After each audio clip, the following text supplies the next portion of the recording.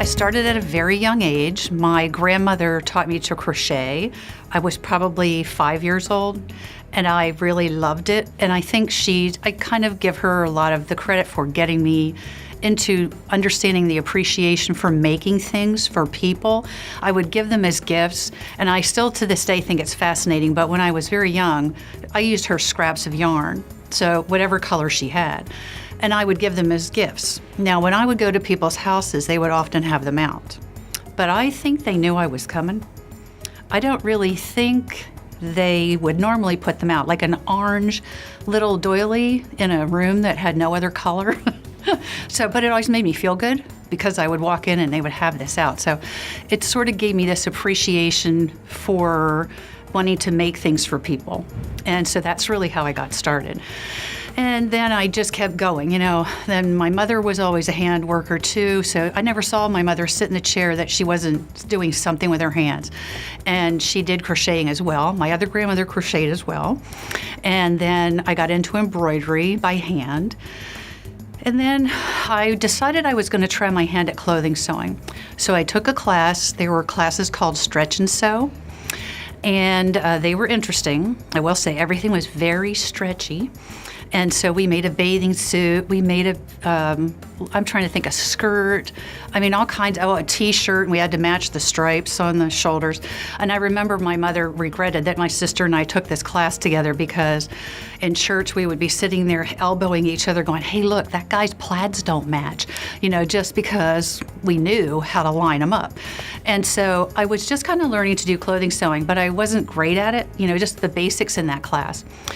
And then after that, I decided to sign up for an adult education program class on tailoring so that I could learn how to better do different things with clothing.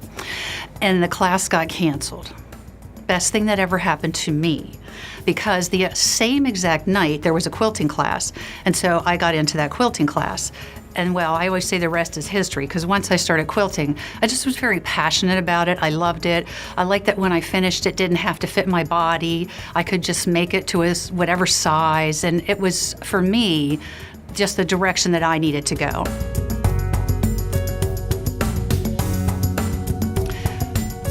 I think the first I really learned of Bernina was, I want to go back to probably at one of the AQS shows that I attended, and I believe her name was Deborah Wagner, and she kept winning the machine quilting awards. She won it, I think, at least 2 years that I know of, and I was fascinated when I saw her work, and I thought, wow, if she's doing this on a Bernina, then I'm intrigued. Because the quality of what she was putting out there was just amazing to me. And so I know it was somehow connected through, I don't know if I heard it from her, read an article that, but I know it was connected through seeing her work is what really turned me on to wanting to sew on that Bernina machine.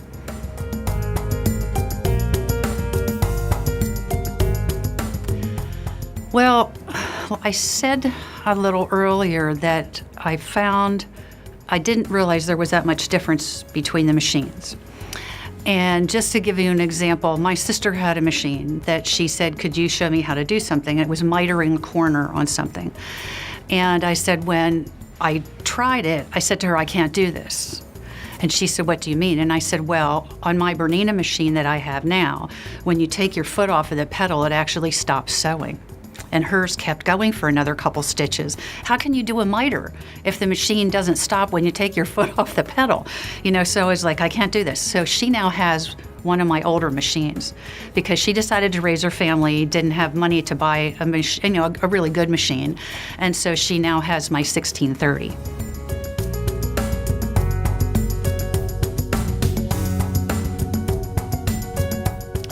I would say what Bernina means to me, it's a lot. It's quality. It's very reliable. I depend on that machine to work when I have a project and I have a deadline, and I know it will.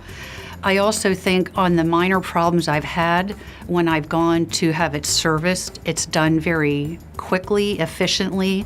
I get it back and it does exactly what I need it to do. But it's rare that I've ever even had to take them in.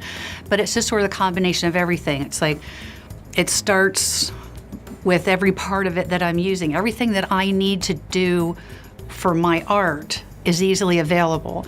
And then it does it so well. The stitch is so smooth. And as the machines over the years have changed and I've kind of upgraded, I always thought, oh, I had that 200. They can't make a machine that's better than that. Then I got the 730. I'm like, whoa, I guess they can make a machine that, so it's like they just keep making them better. And I have the credit I say is that they listen to what we're saying as the artists who are making the quilts, the garment sewers, and everybody, and then they put that into the machine. It's just awesome. I mean, the whole combination of everything. So I love my machine. I can't say enough about Bernina. It's all good. Well, being a BERNINA Ambassador, let me think about this.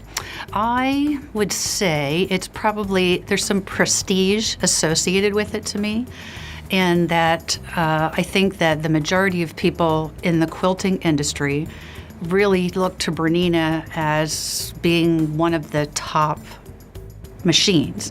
And so just having that association. Plus, when I'm in the classroom and working with my students, it's kind of nice, to tell them that I'm part of this. And I think that kind of gives them a little, they have a little bit more respect for you, thinking, oh, she really does know what she's talking about. So I think in that respect, it has helped me as well.